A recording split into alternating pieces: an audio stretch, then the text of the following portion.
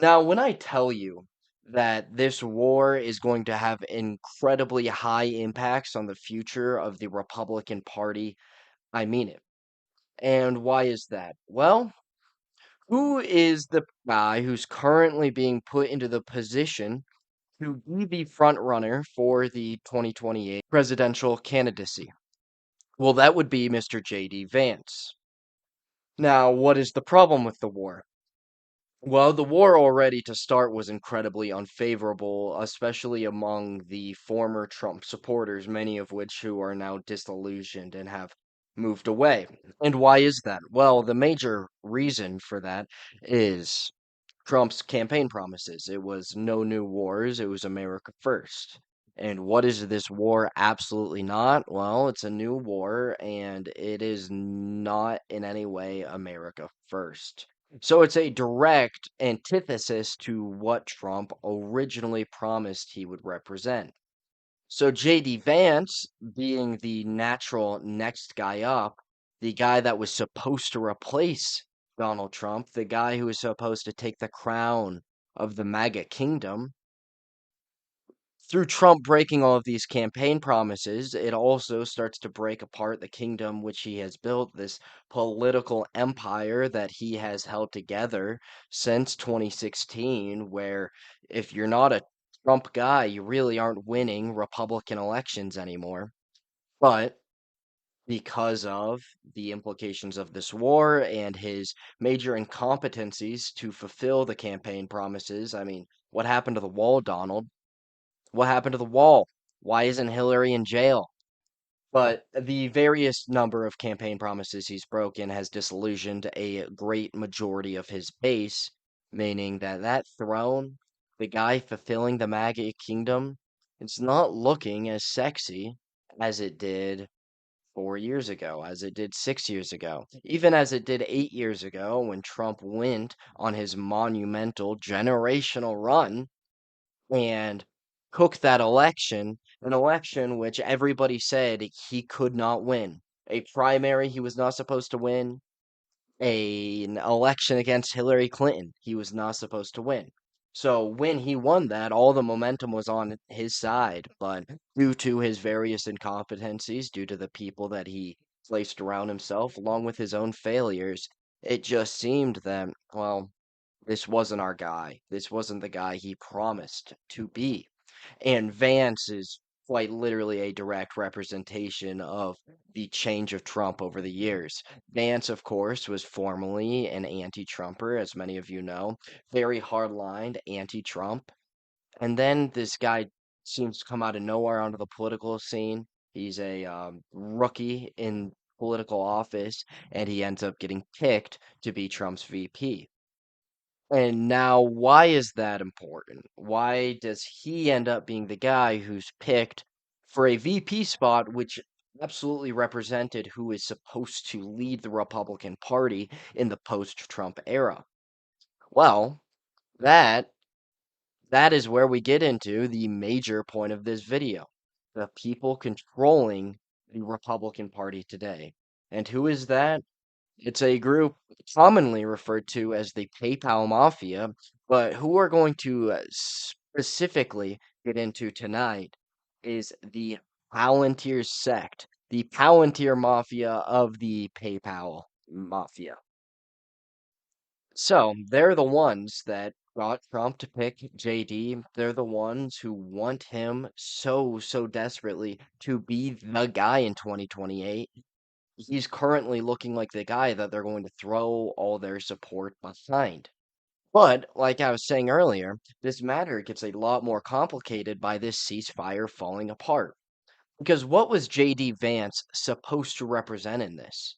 Well, in 2028, when those elections come around, more specifically in 2027, when debates start, when the primaries begin, when we start to actually look into it, well, J.D. Vance, the plan, in my opinion, was that J.D. Vance was going to say, well, I stood by the president as that was my job as the vice, but I was major in creating peace.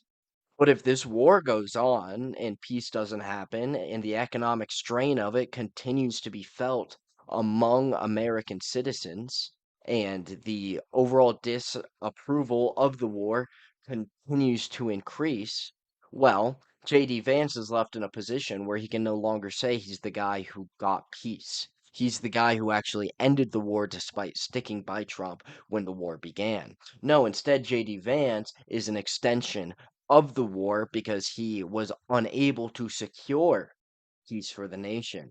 He was unable to secure peace for its time.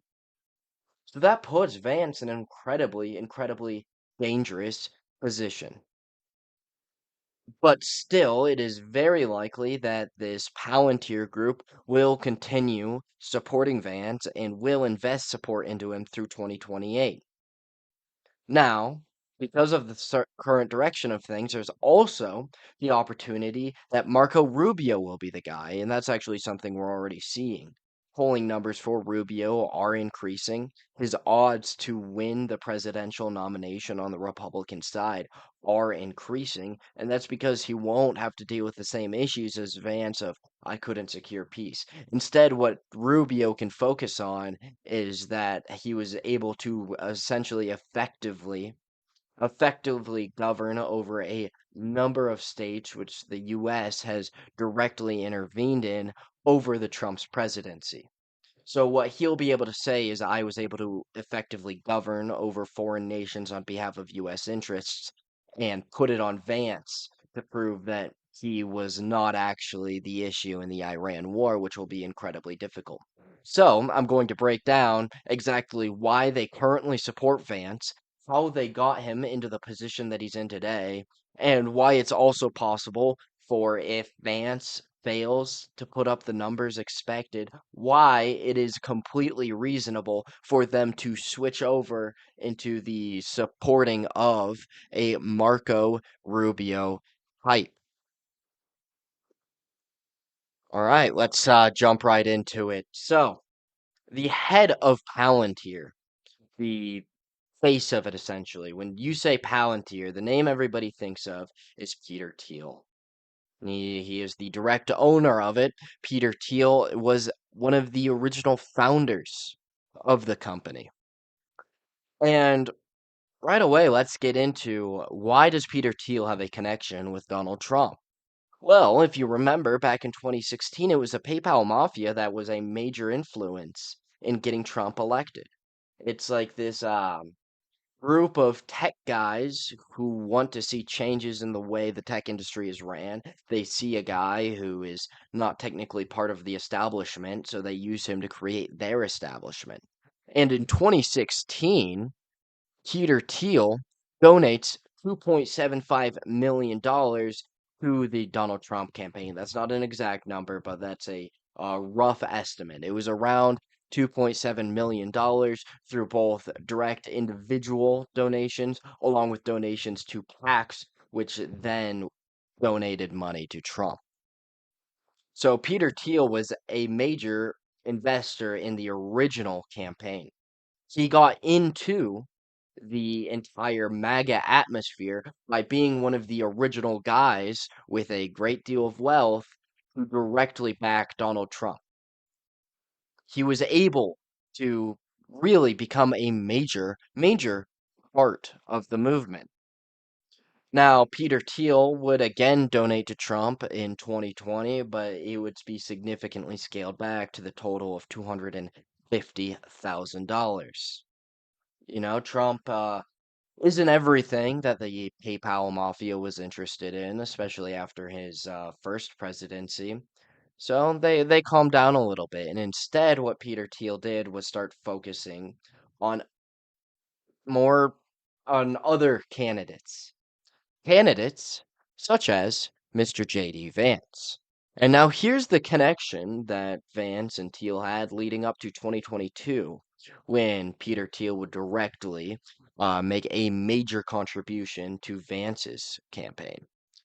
Well, in 2011, Vance would attend one of Thiel's lectures during his time at Yale, and that would be the way the two would meet.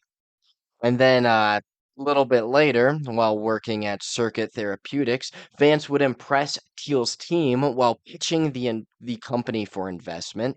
Later on, 2016, Thiel would go ahead and hire Vance as a principal at Mithril Capital. Thiel would then help finance Vance's venture capital firm, Naria Capital. And finally, like I said, that 2021, 2022 time when around that period post 2020 where Thiel would stop primarily investing in the presidency of Donald Trump and instead more so the different members that were trying to get into office around him, Thiel would become the biggest backer of Vance's Senate campaign, in which he would make a contribution of approximately $15 million through a super PAC, which made it incredibly clear to everybody that, well, Vance is the guy. Now, something interesting about Peter Thiel is around 2023, Peter Thiel would actually take a step back from politics. And why would he do this? Well, Peter Thiel, for those of you who don't know, is a gay guy, right? So, give me one moment, everybody. Just give me one moment. I'll be right back with you.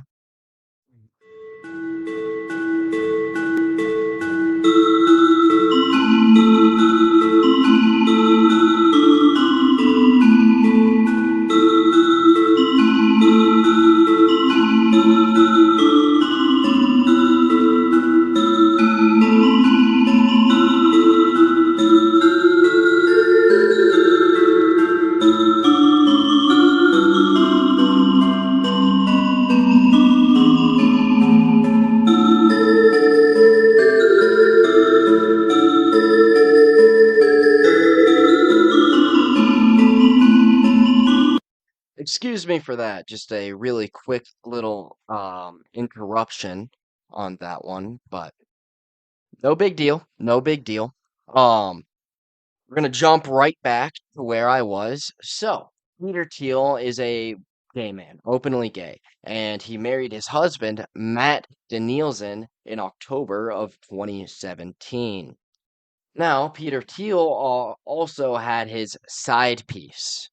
His side piece was a man named Jeff Thomas, and they were in a relationship during the period of time where Thiel was married to his husband. Now, in the end of 2022, Thiel and his husband would host a New Year's Eve party.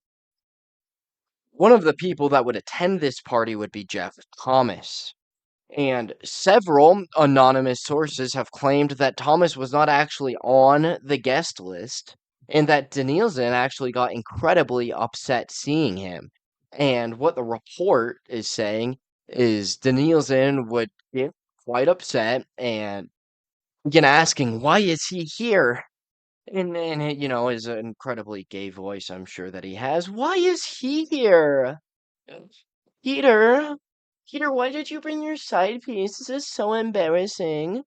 And then Thomas would then go ahead and be escorted out by security. And what friends have anonymously reported is saying that this situation was incredibly embarrassing and humiliating for Thomas, along with rumors that it was humiliating for Keel and Matt as well. To a great deal. To a great deal.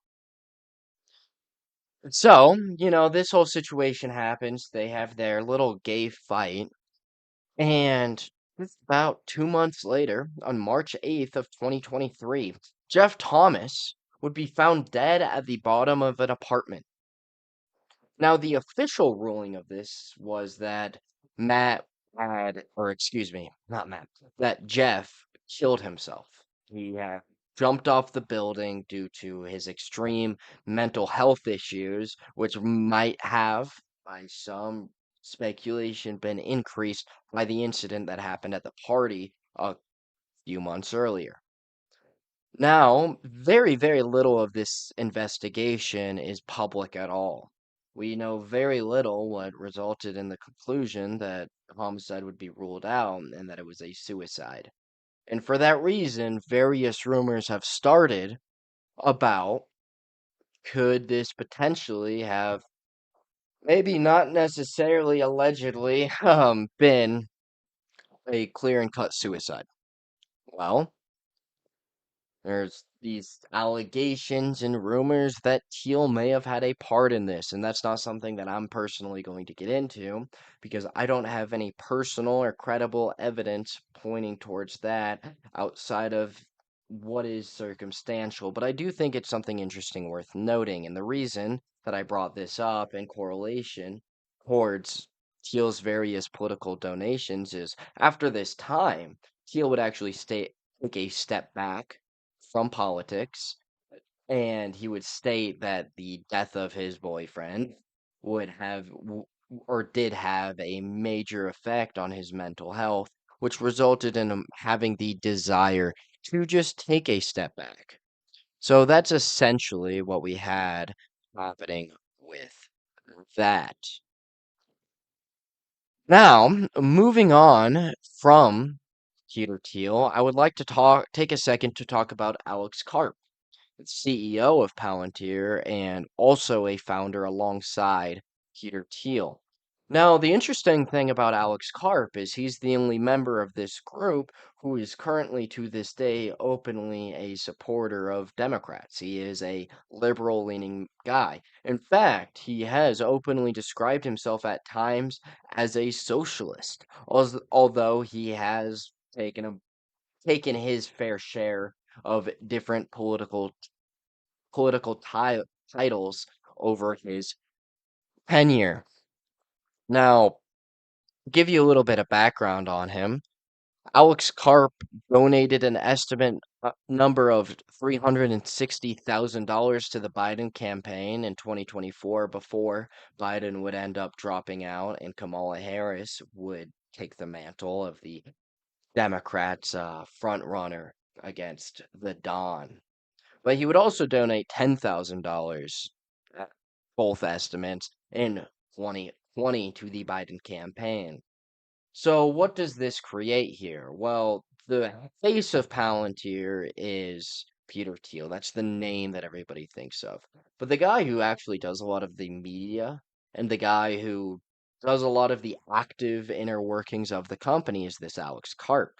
So on one end, you have a guy who's consistently supporting what were previously non-establishment conservatives and have become the new establishment GOP. So you have a guy who's very, very in favor of a lot of the swamp that we currently have swimming around in the GOP of 2026. Now, on the other end, you have a guy who is a pretty firm supporter of a lot of the more classical Democrats. So we have two guys in this company who are actually able to put their investments in opposite sides of the spectrum and maintain good relationships through both sides. So no matter who takes office, somebody that's at the head of Palantir is going to have a decent relationship at worst with whatever party is currently running the system.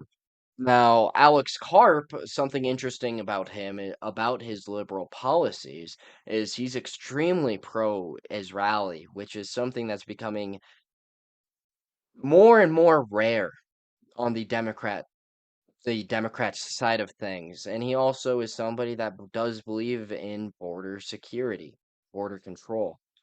So, yeah, he's certainly a guy who really goes either way with things. He's not as firm of a Democrat as I'd say as a lot of the other guys on this list are firm Republicans. He is very much so a mainstream type of Democrat guy. You know, he likes the ones that are legitimately backed by the establishment. He's an establishment Democrat. Now, with Alex Karp covered. The next name that I would like to share with you is Jacob Hellberg. Now, Jacob Hellberg, interestingly enough, donated $1 million to Biden in 2020. Now, it is important to note during this time, Hellberg did not yet have a role in Palantir. So to give you a little bit of background on him, he worked for Google during this 2020 time. However, due to his belief that cybersecurity was becoming a major national security issue, he would end up leaving this role to pursue more government connected positions. And this would result in September of 2022 when congressional leaders would appoint him to the U.S. China Economic and Security Review Commission. So that would be his first major role in the United States government. Now, I do also believe that it's important to note that despite donating $1 million to Biden in 2020, the lockdown protocols would essentially push him away from the Democratic Party.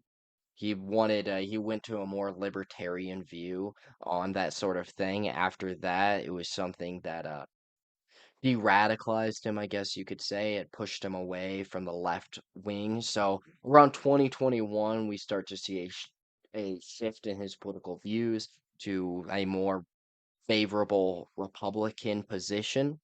And when he was appointed, he was technically appointed by a Democratic House. However, it was only done because the Republican House that was taking over was about to appoint him themselves, so the Democrats went ahead and just did it. Now, after serving his time at this position, again, he was the U.S. China Economic and Security Review Commission. He would end up getting a job at Palantir in the year of 2023. And what he would do for Palantir is he would work as an advisor for Alex Karp. And this is a position that he would hold for 2 years up until 2025. So his major role was he would advise Karp in terms of dealing with the government essentially. That's what would get him his job was his government connections he made while working in the federal government. So that gave him more insight on the inner workings of the political system, which made him a better advisor for Palantir to continue growing in their pretty major contracts they currently have with the US federal government. So they would bring this guy, this government guy, in as an advisor. Now, or before I get ahead of myself, in 2024, he would end up donating $1 million to Donald Trump. So really the complete reversal of what he did in 2020. So that really shows his political progression, regression, whatever you want to call it, his political movement over that 4 year period. Now, after working for Palantir as an advisor, Jacob Helberg is currently serving as the U.S. Uh, serves under the Secretary of State for Economic Affairs, and he is directly working under Marco Rubio.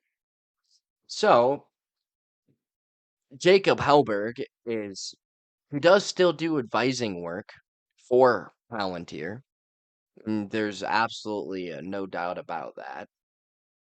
And he is also currently working in the government under Marco Rubio. So he's currently in the position where he has incredibly good relationships with Palantir and Alex Karp specifically. And he is building pretty significant relationships in the political world. So what he really represents is where the two worlds are colliding in a way. Um, from a standpoint that is deeper than just donations. He's kind of like their inside guy, I guess you could call it. Now, the final man I would like to touch up on is Joe Lonsdale. Now, Joe was also a founder of Palantir. However, he is somebody that left during the earlier stages of the company. He is no longer working there. But the reason that I still felt it was important to include him is he is currently the chairman of the board of the Cicero Institute. And for those of you who don't know what the Cicero Institute is, it is a think tank, essentially. It's a state think tank. It is across a majority of maybe not the majority, but a significant portion of US states. And what they essentially are doing is they get together, they come up with legislation that they would like to see passed. They provide why it should be passed through their different analyses, which they will provide. And something that they do that makes them an incredibly powerful think tank is they actually write up the entire legislation. They write up any flaws, they write up all the pros, and it makes it so they are incredibly successful in getting the bills that they want passed.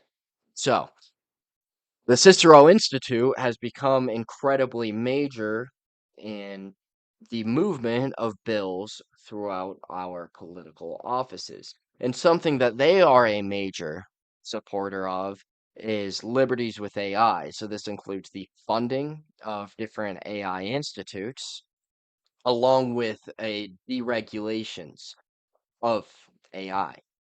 So this is something that directly promotes Palantir's interests, even though it's not specific to Palantir in any way. What they are doing is still giving benefits to a corporation like Palantir due to their extensive uses of AI modeling. So, why did I just give you all of those names? Why are they so crucial? Well, for one, let's see, where do the strings collide? Where do all of these men, despite having various different political beliefs and various different ways that they contribute politically, where do their views truly intersect outside of just working or formally working for Palantir? Well, these are all incredibly pro-Israel. All of them. Every last one of them. They have all been major advocates for a U.S. support in Israel. Palantir is a major part of the IDF's defense agency. I guess those are the same thing. That doesn't make sense what I just said, but you understand what I'm saying. They are a major part of Israeli defense, is essentially the point. So what they are is Palantir currently is one of the front runners of AI and use in the United States on a federal governmental level, and they are the same for Israel. So these guys are all major supporters of US and Israeli connections and have consistently pushed for greater relations, for sharing between intelligence, because they are serving under the interests of both nations. So that's something that's incredibly important to recognize when you're talking about anybody in the Palantir Mafia. They all love Israel, and I'm sure you can guess why they all do. It's not that hard to put together. I'm not sure if I can say it on YouTube, but just look up all of their names and then go to the early life section. That's typically what I would recommend for a situation like this one. But now, where do the all of these guys connect with the Republican Party and the future of it? Like I said, they are going to have a continued major impact. Well, like I was talking about earlier, Peter Thiel was one of the major original backers of the Trump campaign, which gave him a starting influence in the direction of the Republican Party as Trump became the most influential man the Republicans have seen in a very long time, maybe since Reagan, honestly. And the way that he has shaped the way the party looks today, maybe the most influential since Reagan. So Peter Thiel getting in on that early ended up being a pretty good investment, I must say. Despite my grievances, it was one hell of an investment. But the more important thing is what they are trying to do with the future of the Republican Party. And they have been backing a number of candidates since Trump. We have Masters out of Arizona, who's not currently in office, but will likely run again potentially in 2028 to try to get a seat in Arizona, and he is somebody who was extremely backed by this Palantir Mafia. They loved the guy. Oh, did they love the guy? And then obviously the most major guy they have is J.D. Vance, a guy who they all pushed heavily for Donald Trump to appoint as a VP, which if you would have said in 2016 would have sounded crazy because J.D. Vance was a never Trumper, a firm never Trumper throughout Trump's presidency. However, due to the extreme pressure of the Palantir Mafia, J.D. Vance would end up getting a spot um, as Trump's VP. And it wasn't just the Palantir Mafia, it really did extend to the PayPal Mafia. Like I said, the Palantir Mafia is like an extension of the PayPal group. So the PayPal group also includes like Elon Musk, who was also a major supporter of JD Vance becoming the vice president. And Elon Musk being a major funder that is bound to have significant influences on what Trump's decisions ended up being. So what they're trying to position and have been trying to position JD Vance for is to be the guy who takes over for Trump. That's the goal. And why do they have that interest? Well, like I said earlier, Vance and Thiel are friends. Thiel is often described as a mentor figure to JD. And if you need any more evidence that JD is an incredibly untrustworthy guy, I mean, there's so much weird with him. I mean, he's married to Usha. His kid's name is Vivek, which is something we're going to get into a little bit more later. He has changed his name multiple times over the years. Look it up if you don't believe me. JD Vance has changed his name multiple times. He positioned himself as a veteran when really he was just a journalist in the military, which I mean is still something, but it's not the same as somebody who is out putting his life on the line. And yeah, I mean he's been very shady, and his connection with Peter Thiel should pretty much tell you all you need to know. But again, so they have a great amount of interest in him because of his strong ties with Peter Thiel, because JD Vance also represents a great deal of what the Palantir Group is interested in. And what is it? It's a strong opposition to the Russo-China axis, or however you want the Sino Russian axis, however you want to say it. But a major part of what all of these guys are interested in is building a tech company which can directly compete on a militaristic and intelligence level in the US government with the intelligence that is being built in Russia and China. So it's a major opposition to those countries, which J.D. Vance is firmly on board for. It's a firm support of Israel. That's one of their biggest priorities, firm support of Israel, something that JD is for. It is incredibly anti-Iran. Why is it anti-Iran? Well, Iran is viewed by all of these guys as a nation who is a direct ally of who they view as our biggest national threats, who are Russia and China. So these are all issues that they all agree with JD on. JD is also an advocate for border security, but not to like any kind of crazy extent, not to any extent that is further than what we are seeing under the Trump administration, which is honestly pitiful. But that's kind of where all of these guys stand too, which is better border security than under Biden, but also they're not all that interested in mass deportations, right? And most importantly, likely most importantly, is JD Vance is pro AI. JD Vance will fund further developments of AI. He will put government contractor money into Palantir almost without a doubt. So these are all interests that Vance shares with this group, which makes Vance clearly the best guy for the throne in their eyes. Right. So their goal this whole time has been to get JD in 2028. And that's not their only political goal. Another major interest that I fully believe they have is because of Vivek's consistent views and shared views with this group and his connections with Vance. It's likely that they would like to see a guy like him win in Ohio and eventually be the guy to take the crown after Vance is done. And then you also have Masters out of Arizona, who, again, major shared interests on all of the points that I've talked about so far. All of these guys, they all share these same interests. They all believe in an expansion of AI.